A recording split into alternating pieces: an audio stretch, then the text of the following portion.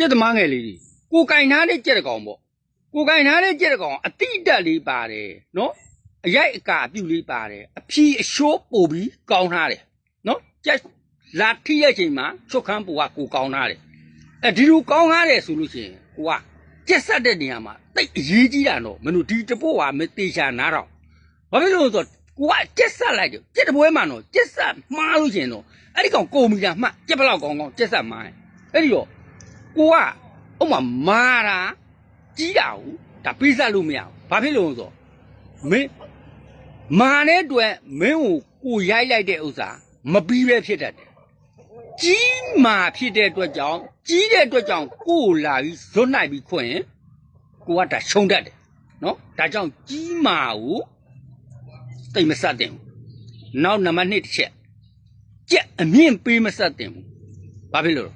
အမြင့်ပေးဆက်တဲ့ချိန်မှာကြက်သူနာကိုနဲ့အနာကတ်တဲ့ချိန်မှာ तू ကမြင့်တဲ့အတွက်ကြောင့် तू ကမြင့်တဲ့ခါမှာကိုကချွတ်မဲ့လို့တော့ရီရဲမိုးထဲမှာတောင်တက်ရတဲ့အခါမျိုးရောက်တယ်တောင်မတက်ခင်မှာဘာဖြစ်တတ်တုံးဆိုရင်နှုတ်သီးထိတယ်ထိပေမဲ့လို့ကိုကသူ့ကိုပြိုက်ချွတ်မဲ့ဆိုတာ तू ကတာခုံတယ်ကိုကအားဆိုင်ပြီးခုံတတ်တယ်ကိုကအားပူခုံတတ်တယ်ဟုတ်လား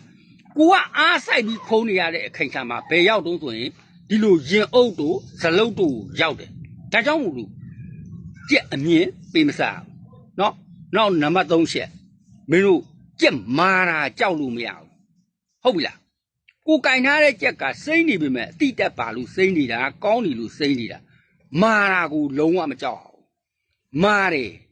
အားသေးတယ်ရောင်ရောင်နေရမယ်ဒီလိုကြက်မျိုးကိုစိုက်ရမယ်နော်ဒါဆိုရင်မင်းတို့ရဲ့ကြက်ဖြီကြက်ရှို့ကြက်ပေါင်းဟာမာတာအားသေးတာကိုနေတာကိုစက်လို့ရှိရင်မင်းတို့ဒီပွဲအောင်မြင်နိုင်တယ်နော်ကြက်ဖြီကြက်ရှို့ကြက်ပေါင်းကင်ထားပြီးမာတာကြောက်ရင်တော့